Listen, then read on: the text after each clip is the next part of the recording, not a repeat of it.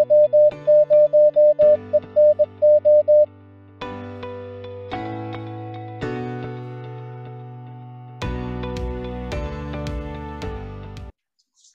right, I have 7 o'clock. We'll go ahead and get started. Again, for those of you who don't know me, my name is Chuck, K0ITP. I am the current board president for the Longmont Amateur Radio Club. So on behalf of the club, I want to welcome you to our monthly general meeting that we hold on the third Wednesday of every month.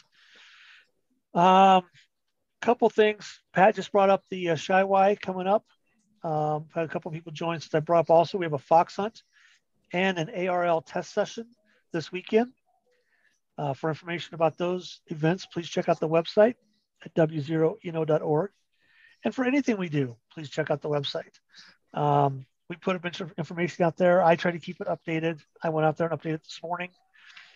Of course, you can go out there and check out other hams that are part of the club if you're a member. It's one of the benefits of being a member. You get to log into the site. You can also create an article if you're a member of the club. So please do so. I know Ed, W7EM's had a couple articles on the website already, so thank you, Ed. Splatter looks like it'll be coming out either tonight or tomorrow, so keep an eye on for that. Knowing Cat is probably 30 plus pages again, like always. So she always does a good job at that. And again, if you have an article for the Splatter, please get it to Cat or get it to me and I'll get it to Cat either way so that we can get it published. And we're always looking for good articles to publish, all kinds of good news. And also another quick reminder, because some of you are new as well, Tuesday nights at 7 p.m. on our repeaters, we have what's called the Hamlet Net, usually hosted by me truly. But unfortunately, I couldn't do it last night. So Brian, AO0W, took over for me, and I appreciate it. And then we also have a Thursday night net that Jerry hosts in 0OUW. So with that said, I have put a challenge out, whether you're a club member or not, I don't care at this point. If you host a net 5 times during the year of 2020, I will pay for your 2023 dues. So I have a couple people that are almost there, but if you'd like to step out of that comfort zone and host a net, we've got a template for you. I know Jerry would love to have a host. I don't think he's had a day off doing it Thursday nights for a while, unless he blows it off and just takes it over, because that's the only way you can get people to do it sometimes, right, Jerry? Yep, that's right. One of these days, I'm going to just announce that I'm not going to be there next week and see who takes it.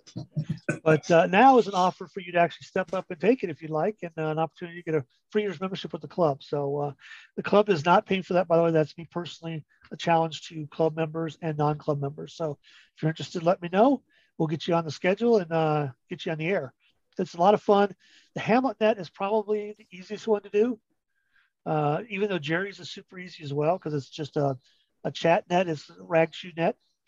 Because Brian actually does the topics most of the time, AO0W. So all you basically do is you have the people dial in, write them down, go through the template to make sure everything's covered.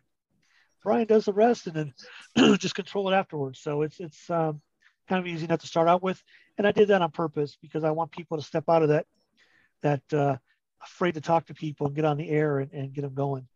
All right, so I see really quick, Pat, do you have anything from a board perspective, our secretary? No, I don't think so. The club's running well. Thanks, Chuck, for your continued keeping the club together and running well. Oh, thank you, sir.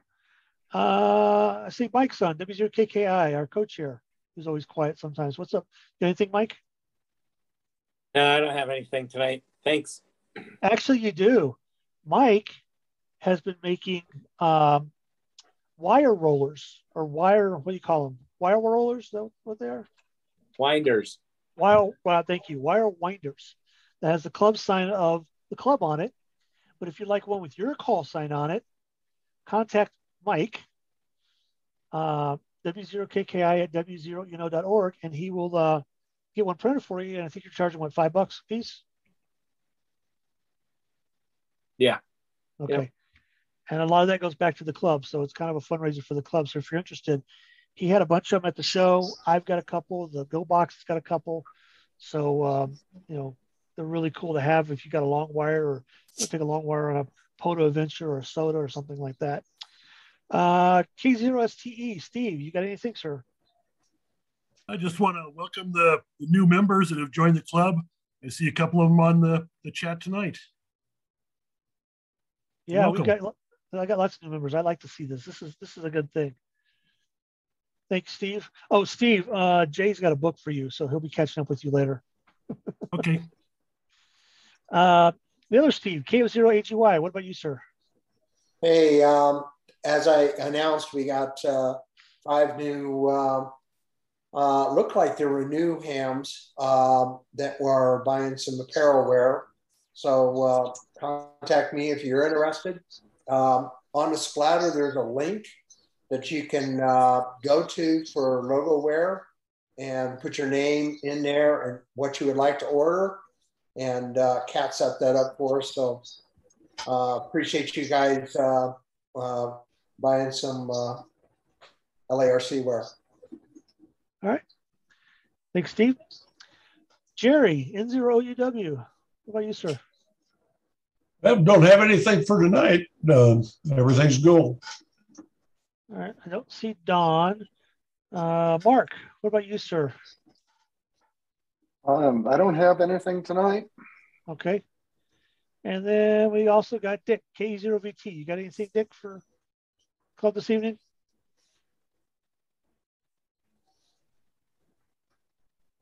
Were you speaking to me? Yes, sir, I am. I just want to see if you had anything to say to the club this evening. Well, I do. Go for it. First of all, I see some of you that volunteered for the Hamfest. I thank you for coming and working so hard to make it a success. And the next thing would be that I am looking for a place to hold a field day. I have found one location. I have yet to speak with the owners of the property. I have spoken to one other gentleman and he said maybe. He has a lot going on and can't confirm anything for 3 or 4 weeks. So in the meantime, I've searched a couple places. They weren't suitable. We can't use the park this year. So we're going to have to go somewhere. And I'm looking for something that is convenient and large enough. And if we can get enough people to come out to this, we could have stations on 10, 15, 20, 40, and 6 meters. And I'm working toward getting an antenna ready for 6 meters. And I'll be happy to do 6 meters there. If you're going to participate, you'll see in the splatter when it comes out, probably tomorrow, that my personal email is there. Send me your name, what you'd like to do at field day. I'm also opening it up to the possibility of Saturday evening dinner around 5 o'clock, kind of a potluck type thing, if we'd like to do that. It'll be a lot of fun. And field day is a great day for some of you new technicians and even extra class people that haven't operated much. Come out, get your feet wet, have a good time, see if you can work some DX, as well as all the US stations that'll be on. And my last thing is that beginning next Monday night, 6:30 local, there'll be a 6 meter net at 6:30 p.m. local and 50.160. So come on in. It's all going to be about 6 meters and propagation and antennas and equipment. We're not going to be into the EME stuff, but just general 6 meter operating. And with the way the sunspots are turning and June come upon us, there should be some great propagation for 6 meter operating. And you'll find out why it's called the Magic Band. So I invite you all to join us. I'll be the net control, and we'll see how that turns out. Thank you so much. Oh, thanks, Dick. All right. Really quick, a couple of things I forgot. I sent out some emails to club members. I might have sent to everybody. I don't remember. I'm trying to put together a CPR training class. It's a 4-hour class, probably on a Saturday. It's going to be taught by it's going to be the same basically training that paramedics, or I'm sorry, police officers get and people in that group. So it's a very detailed class. It's 4 hours long. It's going to be $50 a person. So if you're interested, I'm trying to put that together as well. It's being done by the Longmont Emergency Group out in Longmont. So they got a person that does that. So if I get enough people, we'll put that together as well. There was one other thing I was going to bring up. I got notes all over the place, unfortunately. So yeah, I think that's it. Frank, sir. Yes, sir. K0JQZ. The floor is yours. I think I got it. All right. You got it, sir. Look at that. We see your screen. Okay. Let's see. Slide only. Okay. We have a Mac. Yeah. So this is, I have this brief entitled recruitment slides, but it's just more information. So if throughout this, ask questions at any time. Dick, if you could kind of watch the chat, because I'm not seeing the chat anymore. So if you could watch that and let me know if anything comes in chat, and then we'll just go through this. Dick Davies, Whiskey 7 Z Charlie Oscar, is the group commander for the Air Force Mars in Colorado. And I'm just a member of that group. And my call sign is Kilo Zero Juliet Quebec Zulu. And how do I get to the next slide? And I apologize, Dick. I forgot to acknowledge you earlier. I apologize. Thank you. Welcome for doing this as well for us. Glad to be here. Okay. Okay. So what is Mars? So I'm not going to read these. And by all means, if you have a question, I could go through this brief in like 3 minutes.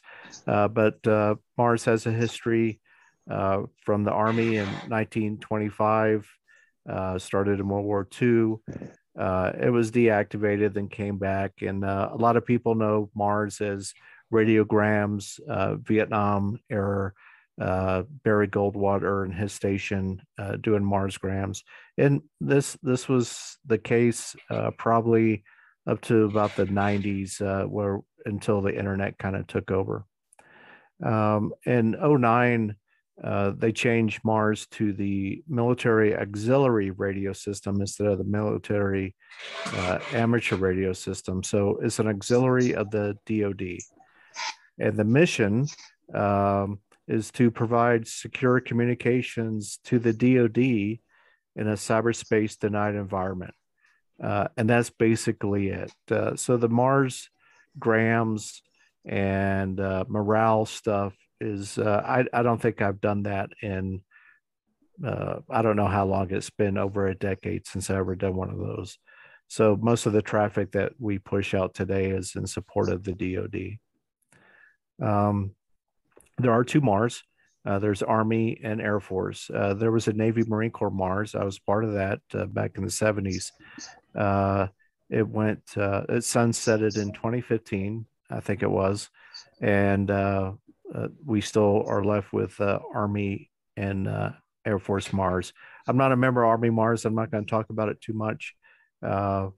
But if someone is dead set on wanting to find out more about Army Mars, there are people to contact for that as well. So our mission, as defined by the Department of Defense, and if I use terminology you don't understand, just call me out on it and I'll explain it. I've worked for the DoD. I've worked for the DoD for the last 40 years, so my lexicon is somewhat skewed from the civilian world. So we're kind of training to support the DoD like I stated, that's the basics of it.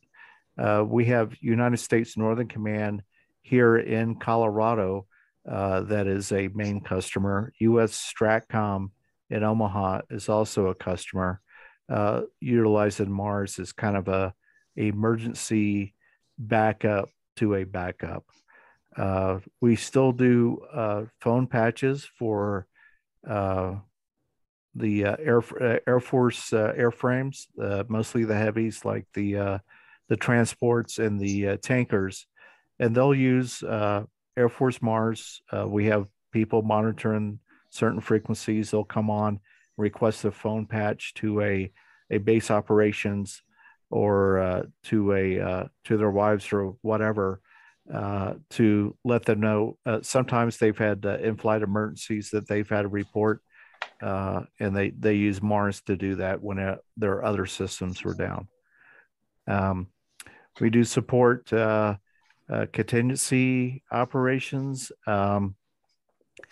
The DoD does defense support of civil authorities. Usually whenever there's a hurricane or something that's really bad. Katrina was a good example. Maria, Irma, and I forget the one that hit Texas, but it's all about that same time. So Mars is able to support that as well if required. So all these agencies on this slide have some type of tie to the products that we use. We use almost exclusively high frequency communications between 2 and 30 megahertz. So this little map here in the corner is one exercise. Northcom requested county status reports. In other words, does your county have electricity? Does it have, is there civil unrest? Do you have TV? Do you have trash service? And just a whole plethora of stuff. And we asked that of Mars can you provide this information, because we don't have eyes and ears everywhere. So the map was kind of a heat map of where we got that information from, of all the different counties. And you could see kind of in our area, Region 8, and we're aligned to the FEMA regions in case anybody's wondering. So our Region 8 is Montana, Wyoming, Utah, Colorado, Wyoming, North and South Dakota. So wherever we have operators that are able to get that information, they sent that information in. That information made its way back to the DoD and was presented in a slide very similar to what is on this. So our bad day scenario is, we talk a lot about, in the DoD, we talk a lot about this bad day scenario. And we don't know what it is. We have, we could theorize and we could war game it. But really, if you look at the history of the internet, when has the internet been down? But never. But the last mile sometimes goes down. Sometimes it gets saturated. Satellite communication gets saturated very quickly. There are a lot of remote areas that don't have communications at all, or may not have internet. In Cotopaxi, for example, our internet comes via satellite because I don't have Comcast. So that's a good example. If that's out, we just live without. Cell phones are very spotty out here as well. We try to train to not be independent on infrastructure. We're no cost to the government, and our operators are everywhere in the U.S. So the DoD gets a big return on investment because they're not paying for just a couple of civilians to kind of manage the program. We don't use any specialized equipment for our transmissions. And I think I get into what we use a little bit later, but it's all kind of commercial, off-the-shelf, amateur radio equipment for the most part. And here's how Mars is organized. This is the FEMA map. So The Chief of Air Force Mars is a Department of Defense Air Force civilian, actually just like I am. He's at Scott Air Force Base, and he is the DoD person responsible for the organization. The Army has a similar Department of the Army civilian at Fort Huachuca in Arizona, and he is the sole person responsible for the conduct and the missions of Mars in support of the DoD. So if you're, so we're not doing radiograms, or we're not doing phone patches except for Mars radio. We're not doing morale stuff. So what do we do? If you decided, you wanted to explore Mars more, I'm going to give you some numbers to contact people to talk about it. But I will tell you this, it takes up a lot of time.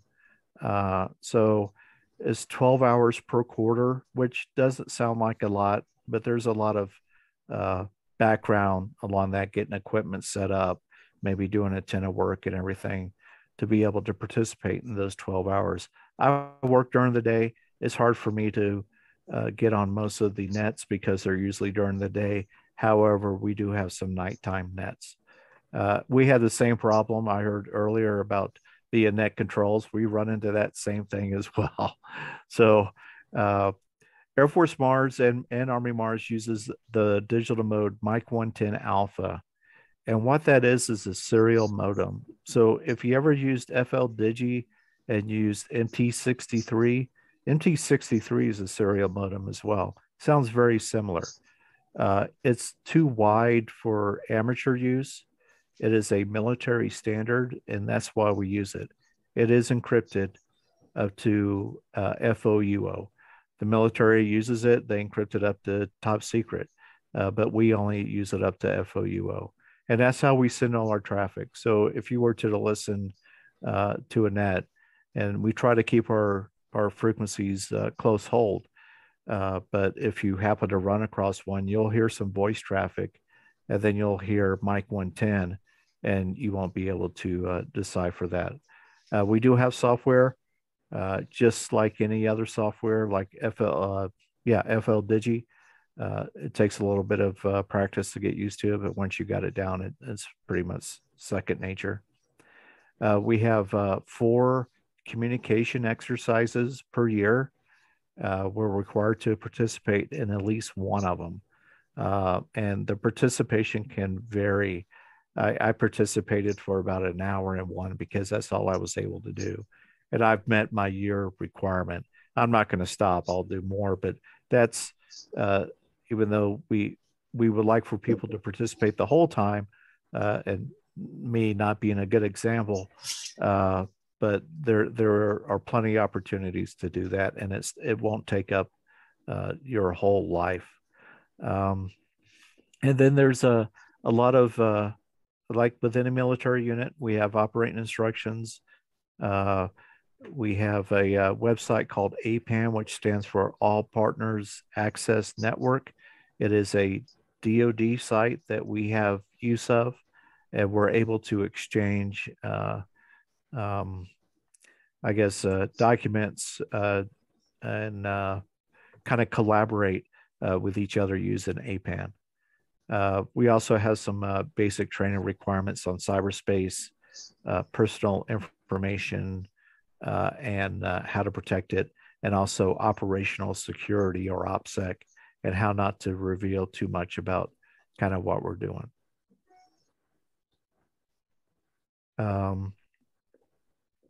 So after you've joined, if you decide to join, and no pressure to do that, obviously, there's I would say I would ask Dick to kind of chime in here. I think the hardest part for me years ago when I first joined Mars was kind of learning all the voice protocols. The digital stuff is pretty easy and self-explanatory, but the voice protocols were hard for me. What do you think, Dick? You want to comment on that? I would agree with what Frank is saying. Yes, the voice protocols I won't say they're difficult, they're just more disciplined than we're used to in amateur radio. And that was a challenge for me in the beginning, but I think I've pretty well got the hang of it now. I've been a Mars member for a little over a year. And I think Frank is doing a good job of really describing, what it's all about. But I would certainly agree that the voice protocol is different than your typical amateur or Aries net. Thanks, Dick. And that brings up a good point on Aries. So this isn't amateur radio. Mars is not amateur radio. We use amateur radio operators. That's our manpower pool. It is a DoD. You don't get a license. You get an authority to operate on DoD frequencies. Why is that important? Because we are representing the DoD. The DoD has requirements that they're expecting us to abide by, like operational security. Now, are we going to get hammered for something we do wrong? Not really, but our wing commander, the guy that's in charge of Region 8, he also is our training officer. Very good about training people. We never do on-air corrections, but we will do after the net is free, and we use a free conference call. We just get on that and we talk about how I know with me there's always something I've done wrong, and somebody will say, hey, we could have done this better. And I'm sure Dick's had the same experience. So a lot of people get this mixed up with Aries and Races and Oxcom and Mars, not all the same. And I would say that Aries or Oxcom, Aries, and Races are really the people, in addition to regular amateurs, are really the people that we want to interface with in order to get information. So you might hear people check onto a net on 60 meters, or you might hear a Mars net on 60 meters, and I'll give you some information on something coming up in May. But we'll run a Mars net, and we'll have amateurs check in and provide, hey, how are things in your county? Is there anything out of the normal? And we never make stuff up, so it's kind of everything's normal, and then we move on for that. So that is something that we do with the amateur community on 60 meters. 60 meters is amateurs are a secondary user. I think the federal government is the primary user. We get permission to use the channels on 60 meters to do these tests. So they're kind of worth doing that. Frank, I've got one question here. Sure. This might be a good time to put that in. The question is, does your rig still need the Mars mod to operate adjacent to the ham bands? So fair question. I would say it's always helpful to do that. Some radios will operate on Mars frequencies because they're pretty close to the amateur frequencies. However, they won't do all of them. So whenever if you're looking to join Mars, that's one of the questions. Can your radio operate from 2 to 30 megahertz continuous, or without CB band or whatever? But we would look for you to do that Mars mod, and that's important. Now, a lot of older radios with tubes and what have you, they don't have 60 meters. They won't be able to operate on a lot of Mars frequencies. We've had members as recently as a year ago that had those radios. So that really limits their ability to support. We don't turn them away. We let them operate in voice only because their tube radios cannot handle the stability required for the digital mode. So any modern radio would work. When I say modern, I'm not really sure how far back I'm thinking, but any radio, probably my radio is 10 years, my Elecraft K3 is 10 years old. It works fine. So I would say any modern radio would work well. And most of the Mars mods are relatively easy to do. Is there any other questions, Dick? No, that's it for now. Okay. So I kind of covered all this on the what to expect. We train every day. We have a net every morning. Monday and Wednesdays we have a net in the evening, and that's usually the only time I can participate. Sometimes I try to check in from work. I'm lucky in that I have a HF station at work that I can walk up and check into a net on behalf of United States Northern Command. But this is getting that net time and being net control and being able to relay traffic. That's really all it's about. So basic qualifications, 18 years or older, HF radio covering, it says 1.8 to 30 megahertz, 100 watts is preferred, and being able to operate in voice and digital modes. So I don't think I put the license class. I think with Air Force Mars, you had to be a technician at least. Well, I think that is the entry level now, the technician license. I think with Army Mars, you had to be a general class, but they might have changed that. I'm not really sure. I would actually recommend that if you're a technician class and you've never been on HF, to wait until you're able to operate on HF a little bit and get used to it.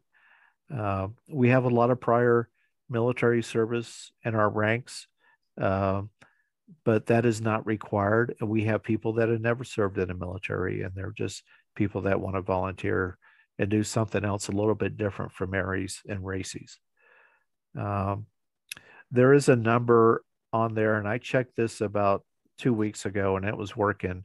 That 1-800-778-6277 is a recorded message with info about Mars. In that, it has the email link that I also have up there, which is join@airforcemars-mil.us. And also, you can always contact either me or Dick or through our call signs on QRZ, and we'd be happy to either get you more information, answer questions you don't want to ask in public, or to put you in touch with the right people. So what are the benefits? So you're not going to get free equipment. That's another thing I always get the question. Hey, Mars used to give me free equipment, and I was the recipient of that years ago as well. They don't do that anymore. We live in a physically constrained environment, and that kind of money is not out there anymore. And not to scare anybody away, but it's not easy. Mars, Air Force or Army Mars is not easy. It takes up time. I'm an amateur. I love to operate. I'm a CW operator, QRP. Me and my wife do summits on the air, although we haven't done it in a while, in a couple of years since we started building a house. But I really enjoy the part of the hobby of experimenting with antennas and stuff of that nature. Mars does take away from some of that time. I try not to let it too much. I'll make a point to be on the ham bands and to chase DX or what have you. So it's just time management. So I think that's all I got. Here are some emails. So Robert Garrison is our wing commander. He's a very approachable guy. That's his cell phone and his Gmail address. He is probably the best person to talk about Air Force Mars. He's very enthusiastic about it. He's very patient, and he's a natural trainer. And then, of course, Dick and I, we have our emails up there, and then the number I put up there again, that recorded information. I'll just open it up for questions. I don't know. I don't have my notes with me, so I don't know if I really missed anything. But if I confused you or used terms you didn't understand, please let me know. If there's any questions, go ahead and shout them out. Frank, I'd like to add just one thing. Sure. Being a relatively new member of MARS, I'd really like to emphasize that the members in MARS that I've encountered in the last year and a half really were committed to my success. And there wasn't a question that I couldn't get a good answer from somebody. And that commitment for a real team to pull on the rope together is certainly a part of MARS. And, I'm saying this, as encouragement to those of you that might be interested, but also as a thank you to Frank. Yeah, thanks, Dick. Yeah, and Robert is definitely very approachable. He's the one who got me in touch with you gentlemen and get us a presentation for the club. So we definitely appreciate it. I don't know. You may want to answer this one to Stan directly, but Stan K0 or KO4 BGS had a question for you, Frank. I got, okay. Yeah, I emailed him. I mean, I chatted cool. back to him. I'll get in contact with Stan later. Yeah, I thought that may be something you want to do offline, not something in this presentation. Yeah. So that's why I thought just bring it, make sure you saw it. So, but thank you. Yeah, I mean, I thank you for the presentation again. This is something we've never had. You hear about it, but it's like, okay, what exactly is it? And I think that was why I really wanted to get this in front of our club members, because a lot of people don't know what it is.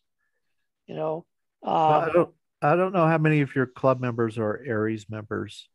A lot of us. Okay, good. So I've been through the Oxcom training. I found it very good. I've been through ComL and some other training like that. But I thought the Oxcom training was very good. I thought the amateurs that showed up when I went were enthusiastic and professional. Is probably the best word I could use to describe them. So on the ARRL letter that the ARRL puts out, they put out an announcement today that tomorrow there is a webinar on Zoom that the Chief of Army Mars is given at 7 p.m. And I can't remember the time, but if that was Central Time or Mountain Time. You would have to go to the ARRL website and look at that letter or that ARRL's blurb. But he's doing a webinar about an exercise that we have coming up in May, and it's on the 3rd through the 7th of May. And he's going to educate the amateur community. So anybody who wants to join in on that, on what we're kind of doing, what we're looking for. And Paul English is the Chief Army Mars. I know Paul personally. He's very good at doing this. And he will kind of let hams kind of ask questions, and he'll let them know what the expectations are from the Army and Air Force guys and what we're going to do. So you guys can blend in with that pretty easily.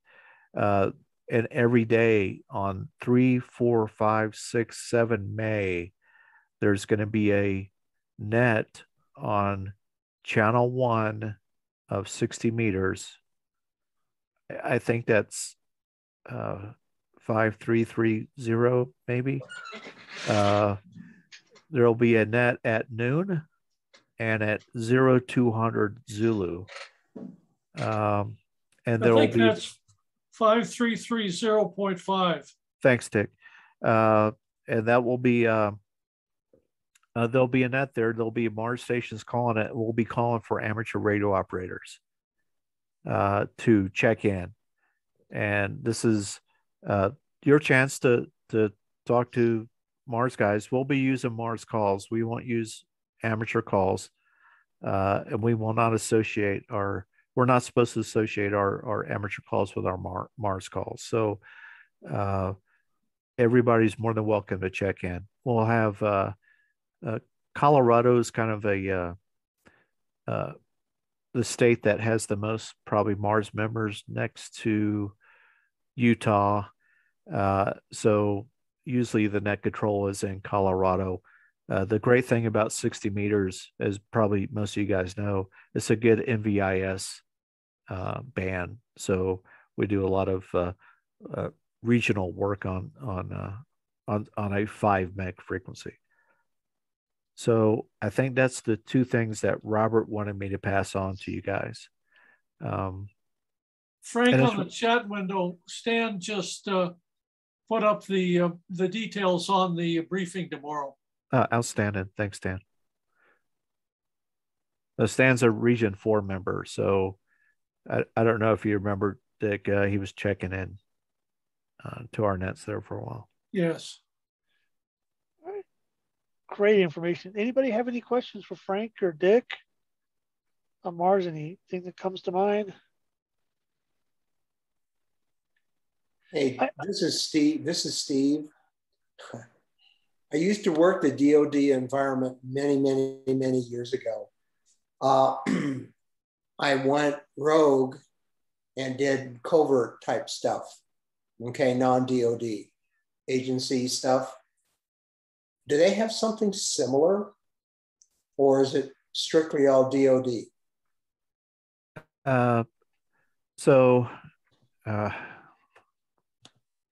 Let me approach it this way, Steve. So for Mars, our two main customers for DoD support are Northcom and Stratcom, like I said earlier. Our components at Northcom, one of our components is SOC North, Special Operations Command North. I work with those guys quite a bit whenever they're, because they have unique requirements and they're looking to be mobile, and they want to put a lot of stuff into a small box and be able to carry it and be able to be effective. So that wasn't Mars doing that, but certainly having our station at Northcom, we were kind of able to train them a little bit to show them some commercial off the shelf stuff like the KX2 and how this, can kind of work to meet your needs, and then show them how it would work to interface with a PRC 160 or 150. So there's that. We also train on the military radios. Mars have had opportunities to train on the PRC 150 and the 160 as well. Not everybody, but certainly some people that are close to those training grounds do. Hey, Frank, just to let you know, I was working with Use Aircraft on a Mantac radio, PRC 104, back in the 70s. Oh, okay, yeah. And quite a neat project and stuff.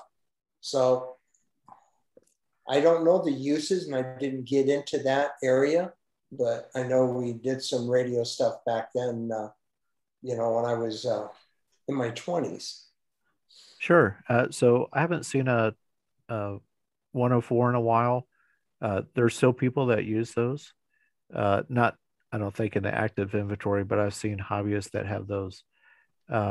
We also, and I didn't really bring it up, but we also use ALE, Automatic Link Establishment. That's also used by the amateur community. If you go to, I don't know the name of the website, but I think if you put ham ALE, you'll come up with this website that talks about automatic link establishment. And there's a pretty active ham community that uses that. Mars uses that too. The military uses that. It is a mil standard. It's 140 mils, standard 144, I think. But we use that to establish connections, because a lot of times you won't know what the propagation is. We as hams kind of can guess better than most people, but we could put a radio on, do an ALE connection, and then it'll pick the strongest frequency, and we don't have to worry about any of that. We're trying to get ALE incorporated into our wing here in this area, but there is some specialized software, but mostly is very harsh on amateur equipment. So Thanks, you. Steve. Oh, thank you very much, Frank. Thanks for the Sure. question, Steve. Anybody else got any questions of Steve or Dick? Yeah, this is Jim, KJ7QFK. In the late 60s, I helped a guy who had the Navy communications in Seattle. And all he handled was teletype, letters from whatever. And I helped him, keep the TTYs going and the R390s going. And is that the same thing that was, you mentioned that the Navy part went away a number of years ago? So actually, the Navy has been asking Air Force Mars for some help with some shipborne communications. So there's a lot of reasons why the Navy Mars program went away. I would say that, so I was started out Navy Marine Corps Mars. I was November 0 Yankee Golf Hotel. And I'm telling you that because it's not a secret now. That's been gone for a long time. But we used a lot of Mod 28s. I used an R390 my first 10 years in the military. I'm really, if anybody has one for sale, be interested in it. But using the when I was stationed in northern Japan, our station was one of the gateway stations to get traffic back to Hawaii that would get it back to the West Coast using RTTY. So we would have those things going all the time, Jim. So I appreciate that you were part of that network. We have a guy that lives out in Como that did just that. He probably had one of the better stations on the East Coast, and he's retired Navy, but he was a big RTTY guy. Yeah, And, we had the Navy put in his downstairs two URC 32s, 6 R390s, and a UCC 1, and about a half a dozen teletypes, and it was all 5-level code, and it was all clear code. There was no. Yeah, there's 5-level paper tape that went through. I took a lot of that manila paper and rolls and put it into the machine, and I did that every Thursday, and we would get anywhere from 50 to 150 letters, and they were all pre-formatted. So all I had to do was just use a cutter and put it in the envelope, and Bev would take them over to the post office, and that's all we did was just that. Letters from the fleet. Yeah, that's a great mission too, Jim. And back in that day, that was really, that was great. We didn't have when during Desert Storm, there was a Mars station there in Riyadh, but I don't think I ever ventured over there. And then the next time I went, it was all email and we could actually video teleconference. So things that, it just changes and Mars is trying to adapt to those changes. So, but I appreciate that you did that, Jim, and thank you for your service in that.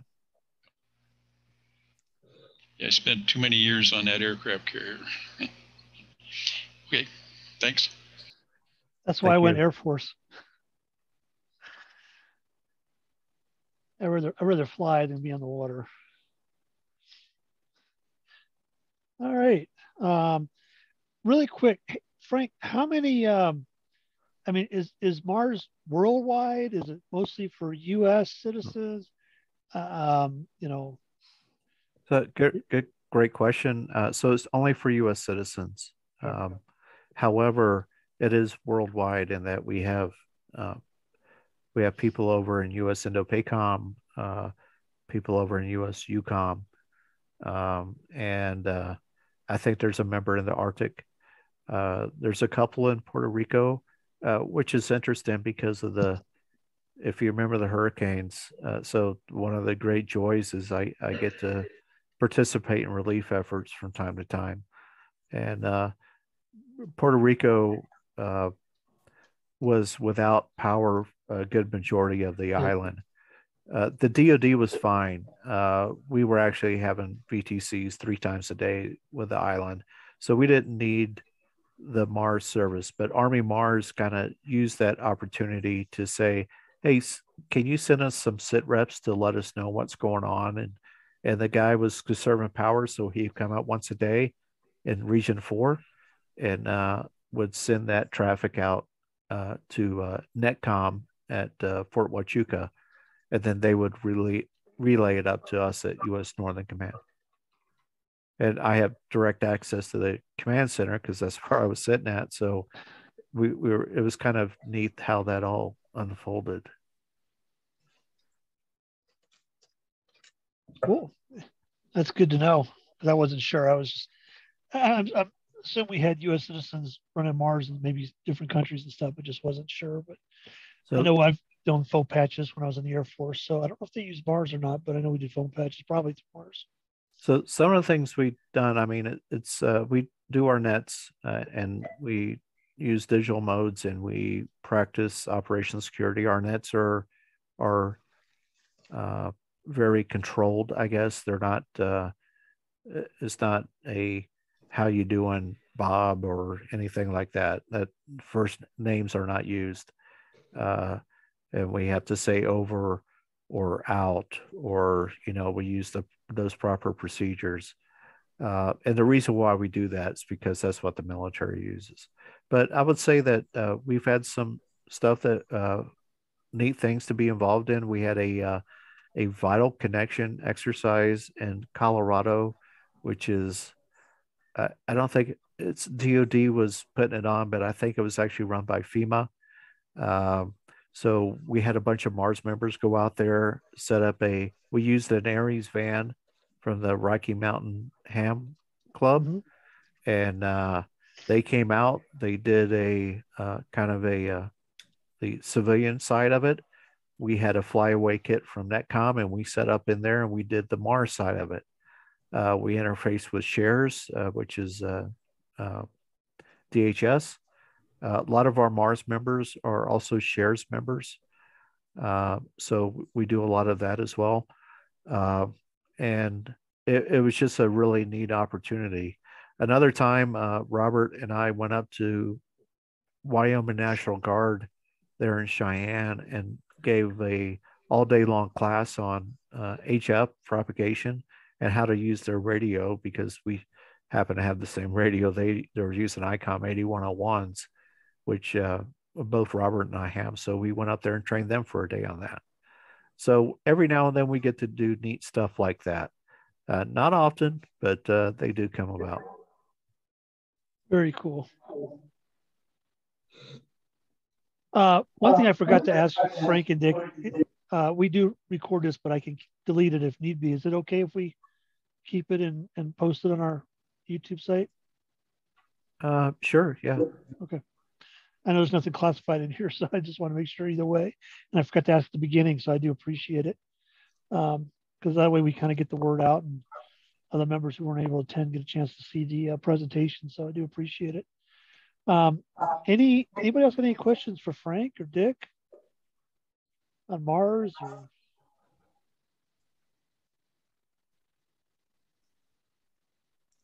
All right. It's been great. I don't get an opportunity to talk to clubs much. So I'm always talking to military guys. So it's kind of neat to be able to do this. I'm not really a member of any clubs, but always good to talk. Like I said, I don't want to try to recruit anybody unless this is something you really wanted to do. So it's really just about getting you the phone numbers and the contacts out there if you want to learn more. It's more of an education piece to tell you what Air Force Mars is and what it isn't. Yeah, and I appreciate that. And personally myself, I have a couple more years. Unfortunately, I got a 40-hour a week job.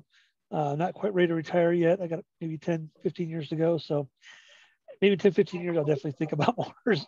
Right now, I just don't have time. Otherwise, I'd be more than happy to do that as well myself, because it's definitely, it's a great group to help support, the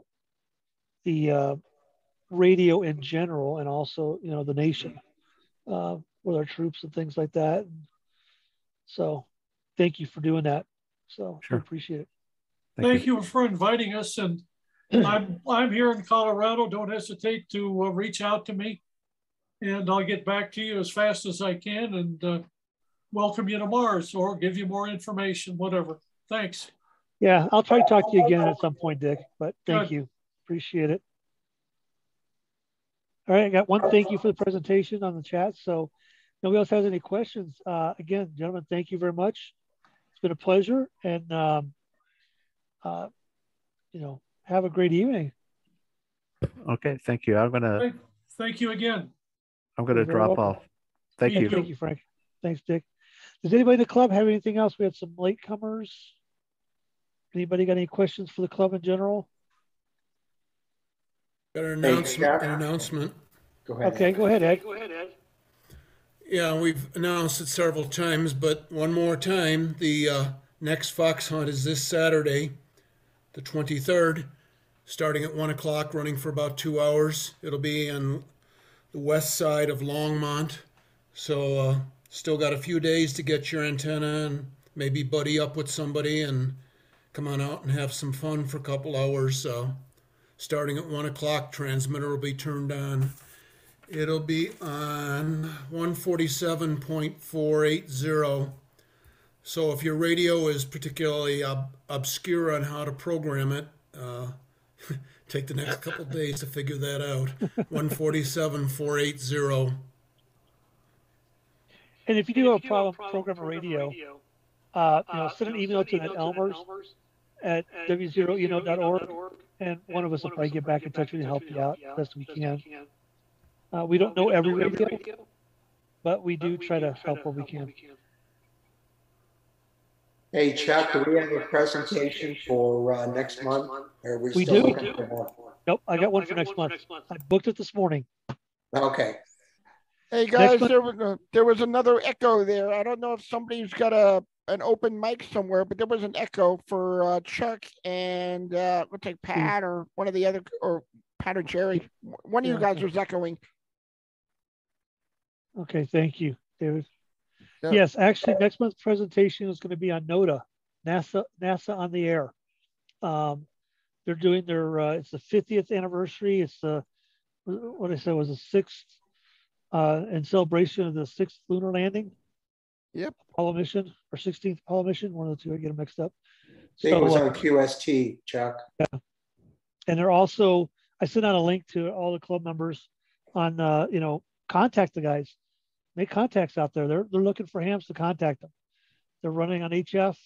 They're even doing it on UHF, VHF repeaters. They're like, you find a way to contact us, do it. So they may be on DMR or D-Star potentially. So maybe we'll contact them that way. I don't know if they've got a group in Echolink or not, but you can maybe check that out as well. So I'm trying to keep all this fun stuff that's happening, trying to get it out to everybody so you can participate, whether you're a member or not. So if you're not a member and you want to get on our mailing list, send myself an email, k0itp@w0eno.org. It's Kilo Zero India Tango Papa at Whiskey Zero Echo November Oscar.org, and I'll get you added to our mailing list, because I will do group mailings as well for certain events, so everybody knows what's going on and things like that. All right. Anybody got any other questions, suggestions, comments, concerns? Hey, Chuck, I don't know if you brought it up, but I guess, again, on Saturday morning, I guess from 8 to 9 at Hidden Cafe, we have our weekly club get-together for breakfast. I don't know if anybody else has been there. I know I've been there a couple of times. It's usually a pretty big group. We had a pretty big group this past Saturday. But I just thought I'd bring that up. All right. Thank you very much, sir. Yeah. If you get a chance to come out on Saturday mornings, we do that every Saturday morning. So usually interesting conversation for an hour or two, usually all rag chew ham stuff. So sometimes we actually learn something. Everybody's welcome. My wife joined us this past Saturday, and she felt a little bit out of place, but she joined us anyway, and I think she enjoyed it. There's nothing wrong with that. Yeah, I do think we're kind of running out of room now. They were pretty busy there this past Saturday, and I think we put 2 tables together, and we were pretty crowded. I think maybe time to start looking for a new location, even though Hidden Cafe is pretty good. Yeah, I think Don was looking at that, and a couple other people were looking at possible other locations for our get-togethers. Yeah. So. Yeah. All right. Anybody got anything else? Any announcements, questions, comments, concerns, anything they want to bring up? Nope. Yeah, this is Jim, KJ7QFK. I am going to concentrate since I got my general, I want to concentrate on high freq RTTY. Is there anybody in the club that does that? If they are, they can send me a email through the club's thing, and like to work with somebody. I'm personally not. I don't know if anybody else is, but yeah, we'll definitely. If you want to send me an email, I can get that out to somebody, or you can send it to the Elmer email. Comment, Bob? Yeah, I'll take and do that probably tomorrow. Okay. Yeah. And Kat's reminded me about the test session. It's 10 a.m. on Saturday. I'll bring that up again because I've mentioned it once already. But if you're looking to get a higher ticket, or just somebody wants to go get their ticket, I guess yesterday started a $35 fee, but that's okay. That shouldn't keep you from going out and getting your license. Anybody got anything else they'd like to bring up? Hey, Chuck, have you talked to them about the LRA Vira node that they got up now? No, I haven't brought that up. You want to talk about that, Joe? Yeah, a couple of weeks ago, James and a whole bunch of people went up there, up to Namaqua Hill, and we put in a Vira node up there. And if you've never ran WinLink Vira, it's even without buying the subscription, it's probably 10 times faster than any WinLink you've seen. I just sent a note out and got 3 replies in less than 2 minutes. And, if you did that with a WinLink node, you'd be there for 10 minutes at least. So if you're interested, 144,970, I believe, on that. It's really a cool unit. I'm glad they did it. I'm glad I guess I approved the money, so I'm glad we did it. Yeah, so that actually went through Northern Colorado Amateur Radio Club, right? NCART went to the club. Actually, no, it's Loveland Repeater Association. Oh, Loveland, okay. I mean, we might have put some money into it, but I don't think we are really responsible for any of it. A0TYU. Yes. Go ahead, Bob.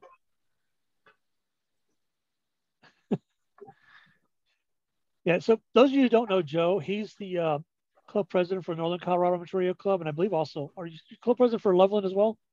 Yeah, I am. Okay. They couldn't find anybody that was, I don't know why. He's the one with the big sucker across the top of his head for when it comes to clubs. Boy, have you got that right. Me and Joe started a great relationship, and part of the reason we've done that is we've seen clubs siloed for too long. So they have a lot of things. Go check out their website as well. They always do some events. They do some different things that we may not do, and vice versa. We invited them last year to a radio in the park, which we'll try to do again this year, Joe. They invite us to their picnic because we're trying to get the clubs to, we all have talents, but we don't have all the talents that people may be looking for.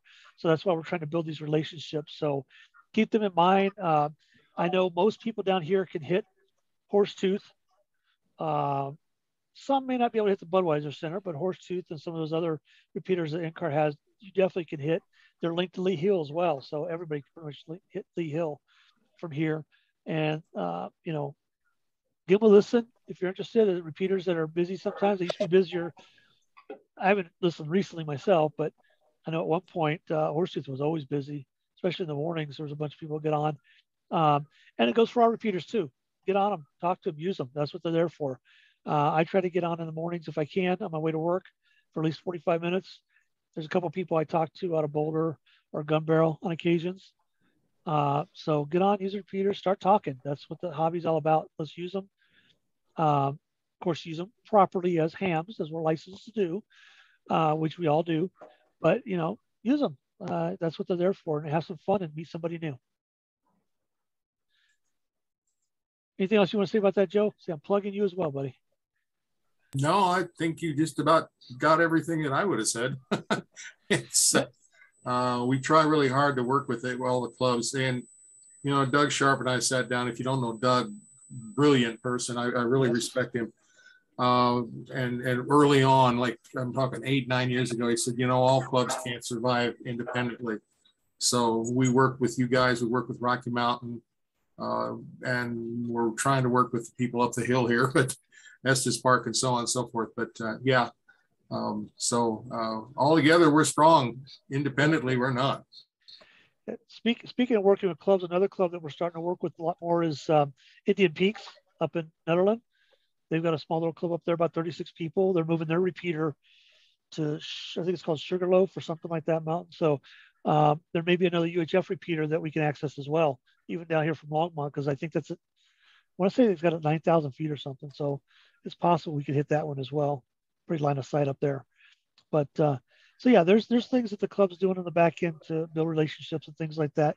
And remember, everybody, this is your club. It's not mine. It's not the board's.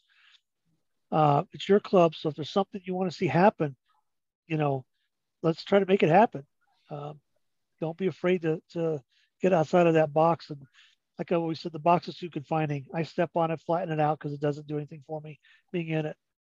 So I do appreciate you all for attending this evening. If nobody's got anything else, I say 73 and have a great evening, everyone. 73. Have a hey, great Joe, evening. can you hang on a second? Oh, you went off.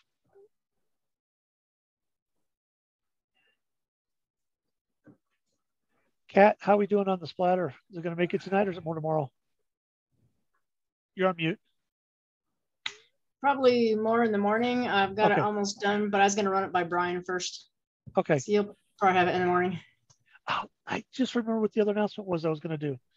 I've almost, I didn't get anything from you or Brian yet, but I went ahead and I've got, I think, the test form put together for the Go Box testing.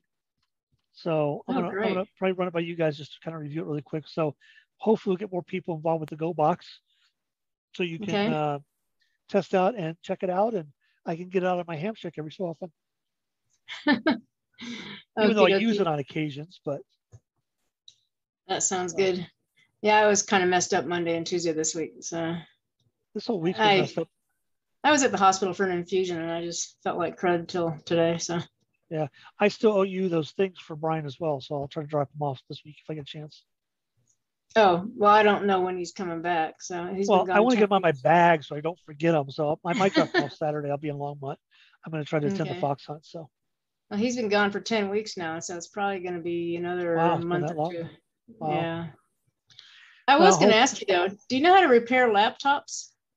I do. Well, to a degree, depending on what's wrong with it. Well, my laptop needs a new fan put in, and Brian said there's some kind of thermal gunk that you have to put in. Yep, thermal paste. Thermal paste. Yeah. Do you know how to do that? Yeah, I do. I might have to find your services later this week after I get the splatter done. Okay. Do you have the fan and the thermal paste already, or? I have the fan. Brian said he's got thermal paste. I can have him lead me to it on the phone. Yeah, I can put that in. It's usually a couple of screws, and basically the thermal paste is to help keep the heat. It's kind of like a barrier to keep the heat on off the other components. Kind of blocks it and pushes it back up. So it's making a lot of noise and sounds like a helicopter right now. So I had a couple ones like that. It's not happy. happy. Now all quiet. So cool. Yeah. All right. I'll contact you. Appreciate it. Thank you. Hey, Chuck. Yeah, Steve. Just want to say hi to you guys. It's been, oh gosh, coming up on 6 months since I've been active in the club. Finally got moved into this house. I don't have my shack set up yet, but I'm back, I guess is what I'm saying. Welcome back. Yeah, no, really excited to do so. I mean, part of the reason I bought this house is because it had a very wide backyard. Oh, nice. Yeah. So trees. Yeah, nice big ones. So I'm hoping. I'm jealous. Nice dipole, which previously, well, I was renting before, so that was totally out of the question. Yeah. But I mean, I don't even have a 2-meter antenna up yet, but I'll be here. But I'm around. Looking forward to working some of the events. Okay. My weekends are still taken up by. Well, right now I live in a 2,500 square foot storage unit. Okay. Understood. But things like support for the activities that we do, I really enjoy doing that. Okay. Field day, I'll definitely as soon as I see the splatter, I'll be signing up for that and that type of thing. So, just want to say hi. Good to be back. Appreciate it. Yeah. Great to Welcome see back and friendly faces. Get involved. And like I said, I'm trying to put an event on every month. I don't know what I'm doing for May yet, but we had the LARC Fest this month. We're also doing another fox hunt. Yeah, I'm sorry wasn't able to make it to LARC Fest. I mean, I literally was moving that weekend. No, that's okay. I mean, we had a good time, but if you want, we're looking for people to sign up for next year to help out already, so that we make sure that that we make it a lot more successful. Yeah, absolutely. Yeah, I mean, not don't get me wrong, we were successful this year. Yeah, you said you had around 300 people from your email. That's 300 people, and we did it in less than 30 days. That to me was in itself impressive. But I don't want to be rushed like that next year. I got too much stuff going on. No. And Bob was a big help with that as well, with Dick, K0VT. We had lots of great volunteers. Great. And we're just hoping that next year it's going to be, I want to make it bigger, better, and more bang. And less pandemic laced. Yes. I mean, we're all kind of getting through that hangover too. So, and I'm actually should be actually able to report to the office that I started working at two years ago now, starting sometime next month. So, it's all coming back. Yeah, our RTO is, I believe, May 2nd for most of our folks.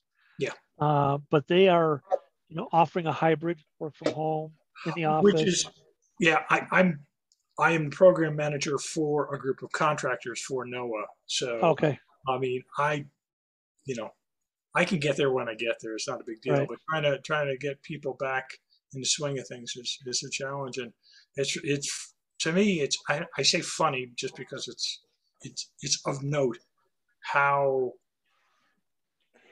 it's almost anxiety producing. Well put, Bob. Well put. But it's just people are and these are people, some of them have actually been at NOAA for over 30 years.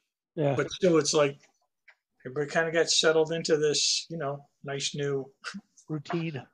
Right. Exactly. Well, for me, it's not a big deal. I've actually been going in the office for the last 2.5 years, off and on, because I'm in IT. So I really didn't have much of a choice. Now, for the last month and a half, I've been going in full time because the guy I was working with, where we were alternating, went someplace else and moved to Sea Springs. So I'm a one-man show these days. Sure, so sure. I'm hoping. Who are you working for? I mean, I used to be in IT myself. I worked for Cisco for quite a while, and a lot of other, VARs, big and small. So yeah. Oh, I've been doing IT for 30 plus years. I actually am I've been trying to get on full time, but for the last 6 years, I've been a contractor with Tech Systems. I originally started in the Xilinx account, but now they're AMD. So I work for AMD as a contractor. Right. So I'm in charge of everything from the wall to the back of the chair. That's my domain. Understand. That is hard. I was the plumber. Okay, so I was the network guy. Yeah. I mean, that's what I help those guys out too. I mean, today I was crimping an RJ45 on a connector for a video camera in a conference room. Because our networking guys didn't want to climb a ladder or do it because they're 10 feet up in the air. he's a contractor too, so I'm like, whatever, dude.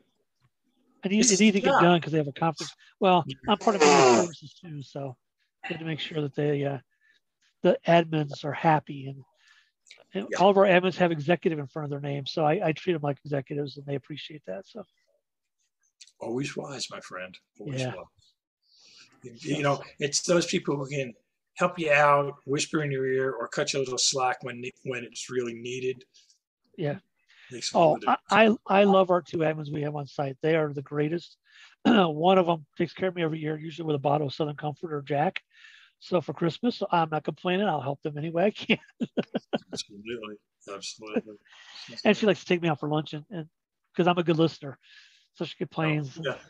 That also is a big plus. Yeah, I've learned years ago that was the best class in college of psychology. You know, because if you can listen to people and know how to act to them and listen to them in the proper way, you can pretty much eliminate any kind of conflict altogether. Especially in IT, when they want to take their laptop, throw it through a window, or throw it at you because they think it's your fault it's broken. We're like, I got nothing to do with it, you know. Right, but nonetheless, you gotta, you just gotta, like you said, you gotta listen. It's not that you don't have to have a resolution. You have to listen, and people need to feel heard. If you blow them off, you're just the IT guy. Exactly. And I don't get that at my place. In fact, everybody there that I talk to, they're like, "You're still a contractor 6 years later?" It's like, yeah. Well, we're going to go talk to your bosses again because you should have been full time a long time ago. So good luck with that. Really. Yeah. Which, I mean, don't get me wrong, they've taken care of me. That's why I'm still there, you know.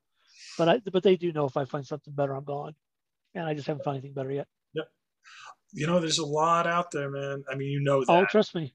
My resume's out there. There's a lot out there. And, make sure your LinkedIn profile is up to date. Crisp and up to date, man. That's how we're hiring people. Bang, right into LinkedIn.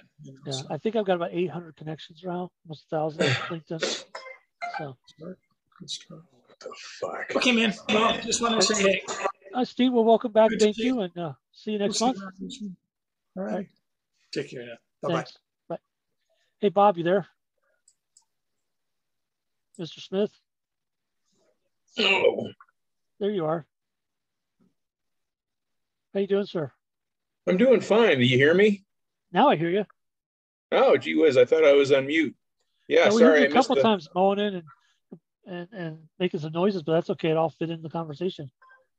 Oh, gee whiz. I thought I was on mute, sitting here probably coughing and clearing my throat. Yeah, I got in late. Sorry I missed the first part of the meeting, but all right. Well, thank you for all your help. Everything you do, we appreciate it. Well, pleasure. So I'm sure Dick will be looking for more help. So, all right. Anybody got anything else this evening? If not, I'm going to close this out, and I got to call my stepdaughter because she wanted some help with something, probably homework for CSU. So, nope. Well, chat with you later. I won't be at breakfast on Saturday, but I'll catch you somewhere down the road. Yeah, I probably won't make it this Saturday, but I'll see. But we'll definitely meet up again. All right, 70. We're hoping spring will come in Cheyenne sometime. Yeah.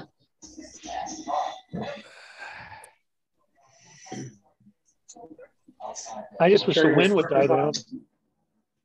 Well, you've had some wind, but we've had good wind. Yeah, ours has been fire hazard wind. We got another fire hazard done Friday. Yeah, I don't think we're under a fire hazard alert tonight, though. No, just starting Friday morning. Low humidity and high winds. Yeah, something tells me we're going to have a bad fire season this summer. Yep. Again. Yep. Hopefully not as bad as 2 years ago, though. All right. Well, Frank, I see you're on. Thank you for presenting this evening. I appreciate that. Not a problem. Also, Dick Davies, he'll be my co-presenter and keeping me on track. Okay. I see some new faces and new names on here, which is good.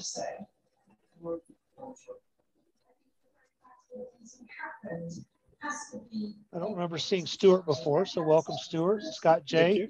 Scott, if you put your call sign on, I appreciate it. Stan has his, which is good. Everybody else I know. Oh, Dave, call sign pending. Okay, welcome, Dave. Thank you. Did you pass the test recently, or? No, I'm boning up for it now. I'm going to be taking it Saturday. No, it's actually in May. May, okay. I'm taking the Patriot test. Okay, cool. Well, you're going to really enjoy the hobby. So glad you could join us. And we're getting a presentation this evening. We haven't, at least in the 5 years I've been part of the club, have never had a presentation on before. So I'm hoping lots of people attend this evening. We had a VE session on Saturday. We had 9 of us up there. Wow. I've gotten at least 3 emails, I think, for the VE session this weekend. So, and Dave, you may not be a ham yet, but if you have a radio, look at our website. We're having a fox hunt this weekend. So if you want to go out and try to find the fox, I got to get myself programmed. I'm still not quite programmed yet. Well, we do it off of a simplex frequency, so you should be able to do, depending on your radio, if it has a VFO, you know, so you don't memorize it, you can just type in your frequency and pick up the signal and go find the fox. Thank you. I'll take a look. Yeah, and if you have questions on how to do that, send an email to Elmer at w0eno.org, and we've got a group of people who answers that email. So. And let's see, what was that again? Call sign? It's Elmer at w0eno.org. And we can, you know, with any questions or, you know, if you're having a hard time, give us a quick ring. We'll see what we can do to help you out. Appreciate it. That's what we're all about, right, Pat? Right, Mark? Yep. Gary, David? Yeah. All of us have been doing this for a while. Yeah. Hey, Chuck, I noticed Jack Rowland from SkyHub Link sent out an email blast to everybody on SkyHub Link about our general meeting tonight. So we may get some visitors. Good. Hey, more the merrier. More the merrier.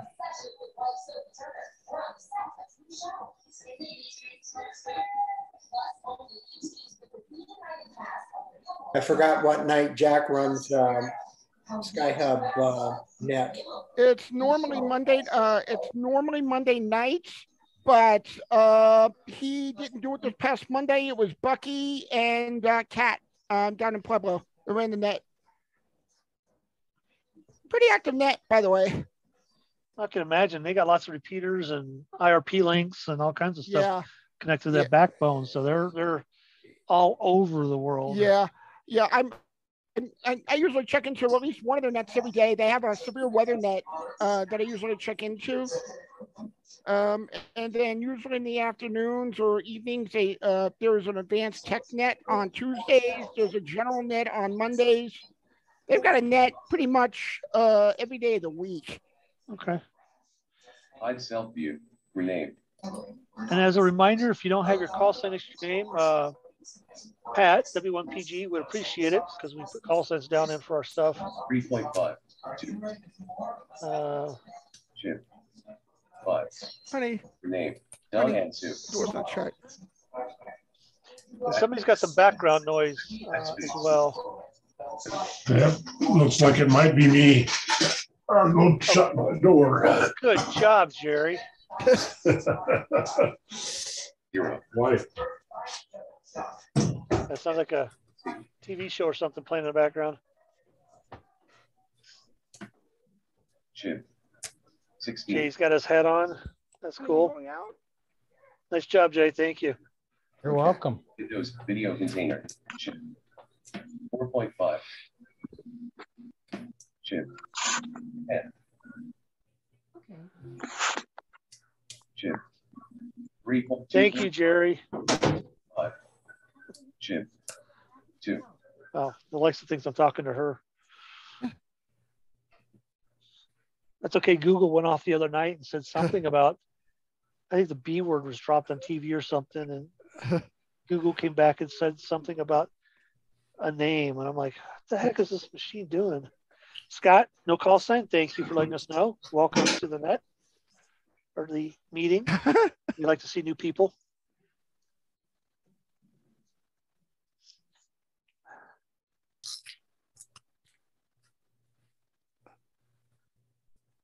So basically, we start at 6:30, and this is social half hour. So if anybody's got anything to say, don't let me take over because I'm a ham. I'll keep talking all night long if I can.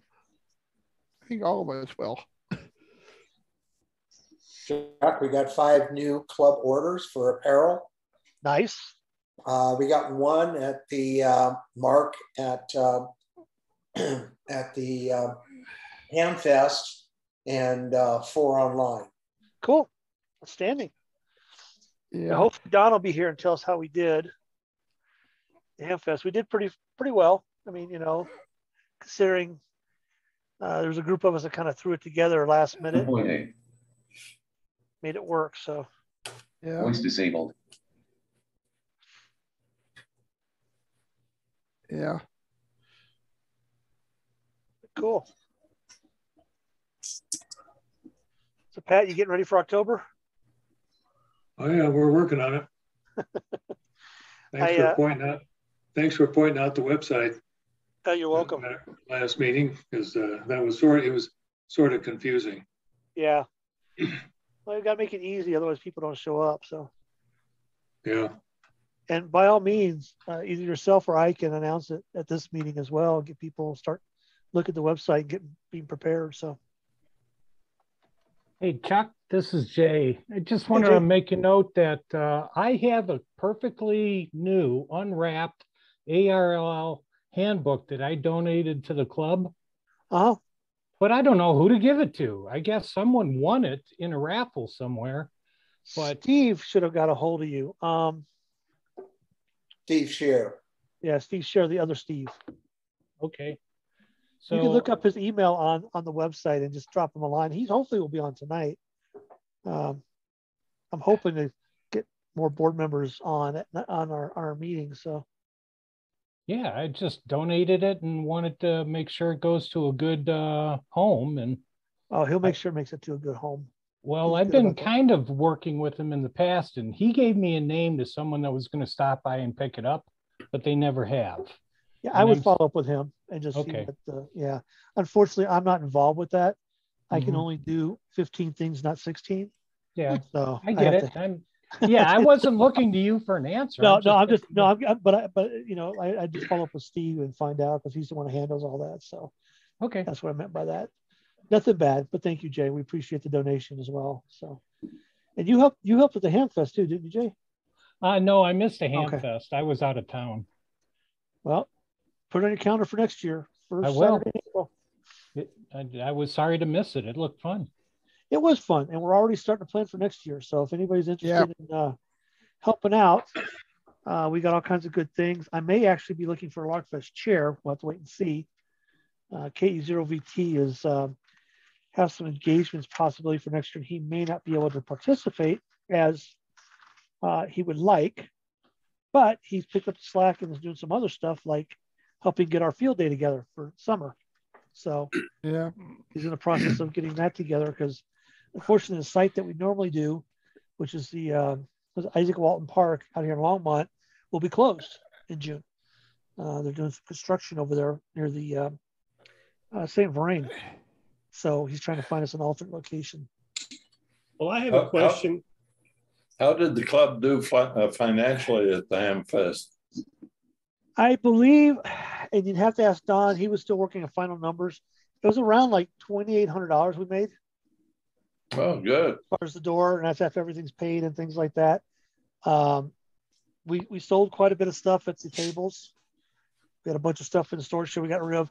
And then other people kind of donated stuff to us as well and threw it on our tables, which next year I'm going to try to avoid because that just made it painful. Things like that. So I mean, we did good. We did good. put it this way, we did not lose anything on the events because my goal was to at least break even. Because I basically told Dick, I said, we need to have something, even if we just break even, for marketing purposes to show that, LARC is still planning on having a LARC Fest, and we want you to come out to it. And people actually had a good time.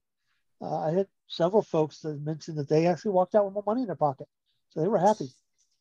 So yeah, I like that. So, well, at least you got some money. I'll put in a request to figure out something to spend it on. Yeah, thanks, Mark. I mean, I bought an 857 Yaesu, so I mean, I was happy about that. And we went to a good cause to help a silent key widow, so which is always good. I don't mind doing that. But I have a question for those of you who've been at this for a while. I've been licensed since 2014, but I never did much with it till recently. I retired last year, so I'm starting to get interested in this again. But I'm kind of curious as to whether most of you operate on VHF or HF frequencies.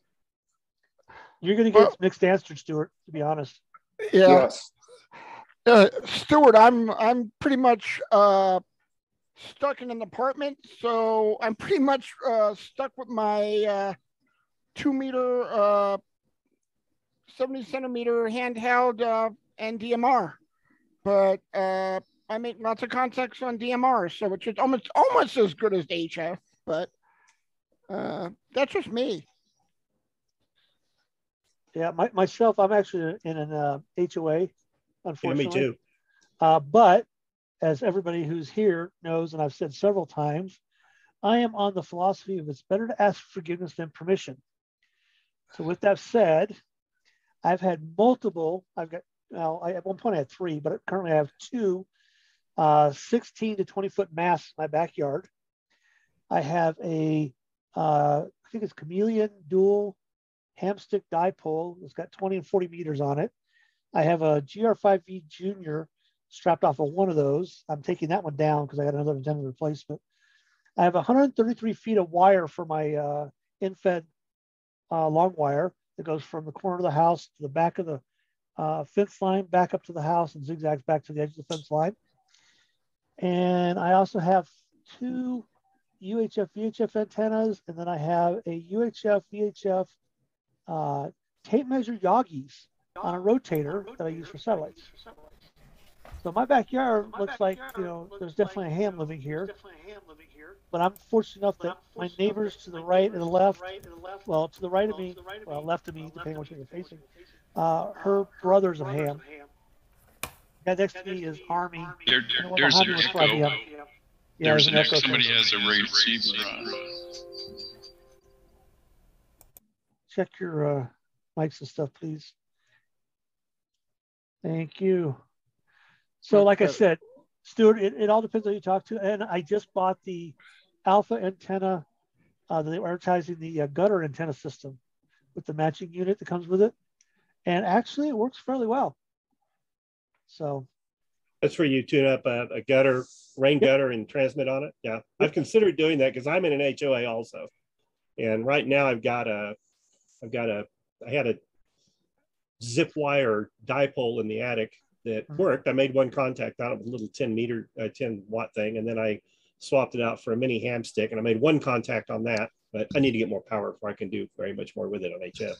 And to be honest, Stuart, I've even worked with playing with a mag mount ham stick on a 3x6 piece of sheet metal that I bought at Home Depot. In my backyard, I made contacts. Okay. So, that's what's cool about this hobby. Go out and play. You can do just about anything you want to. I've seen people put coat hangers together and solder them together and make a freaking dipole out of them. Yeah. You can do it.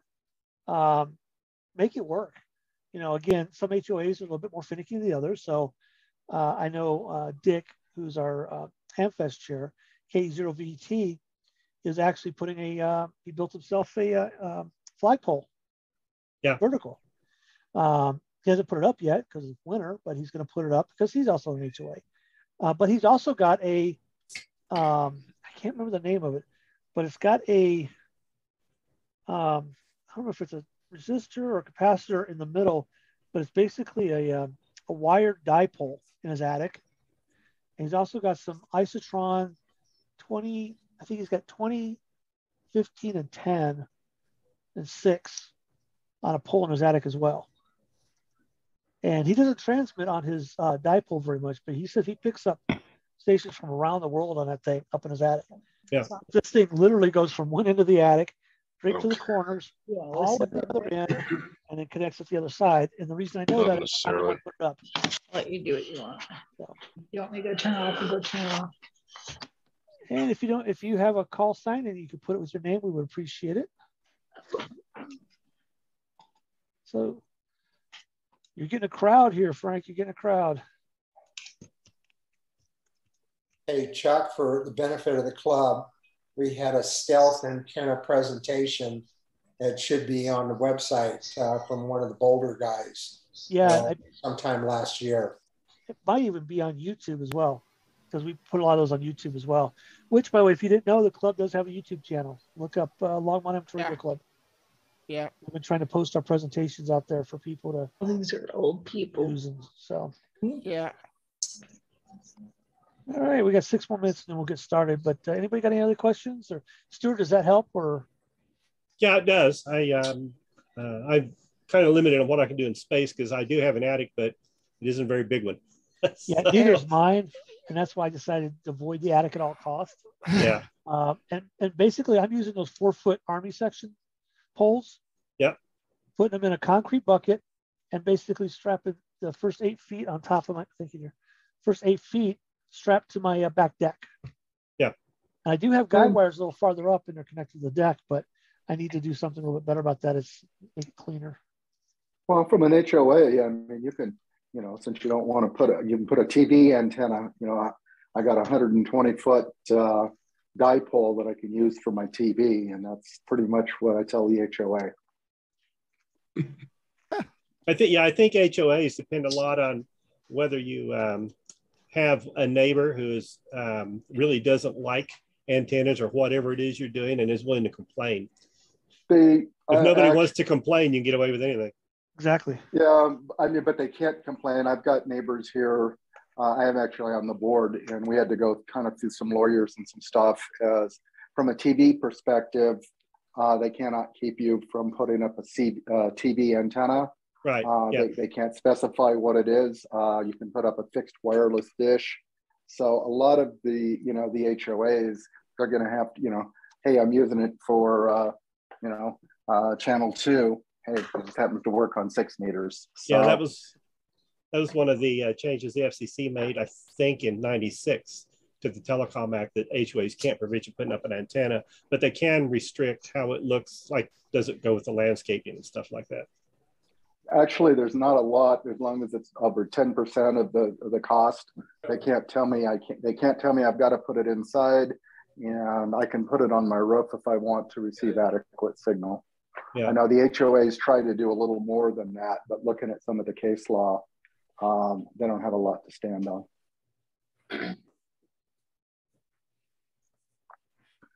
Hey, Chuck, was it you that sent out an email regarding NASA on the air? I did. Thank you for asking. Yeah, I just found there's a WordPress website that I just found. Yep. I don't know if you have it. If not, I can post it in chat. I thought that was the one I sent out to the link. It could very well be. I'm not looking at the email, but I thought I remembered seeing something about that. So yeah, I thought I mentioned and it's the 50th anniversary of the was it 6th moon landing? Apollo 16. Yeah, Apollo 16. So, and they've already actually started. They started on the 17th. So get on the air, make some contacts, and get your names out there and things like that. If you like cards and send cards out, they do that as well. So. Yep. All right, we got 25 people online so far, which is good. So, Frank, what we usually do is we take about the first 5-10 minutes to just go over club business really quick. And then then we'll get started in the presentation. And you just take as long as you need for the presentation. So, oh, which reminds me, I will make you a co-host so you can present. So you're all set. Okay, Chuck, no problem. I might need some help when it gets part to the sharing the screen, Sure. but Yeah. We'll walk you through it. Okay. We got some technical people here. Sure. Of course, I deal with Zoom all day. I'm in IT, so that's that's just part of my job, unfortunately. In my case, even though we use Zoom on the corporate side and FAA uses it in some areas, I use Teams almost exclusively. We're starting to go to Teams because the company I work for, well, I'm a contractor, but the company I work for in the contract was bought out by AMD, and they're exclusively Teams. So yeah, it's interesting. We were starting to use Teams anyway, so it's not that bad of a deal. So, anybody else got any questions or anything they want to bring up in the social half hour? Comments, concerns? I got a question. Could you repeat what that location was on YouTube for the club? Just go to YouTube and search for Longmont Amateur Radio Club. Gotcha. I don't remember the exact link, but yeah. No problem. I'll just make a reminder to everybody, the Rocky Mountain Division AM conference is October 7th, 8th, and 9th of this year. The registration page is open. Just Google Rocky Mountain Division AM conference convention. You all come. Well, Pat knows I'm going to be there because yours truly will be presenting a forum at the That's right. conference this year. So getting ready to book my rooms there, Pat. So we're going to be up there. We're going to go up Friday, probably early Friday, and spend Friday, Saturday, and Sunday up there.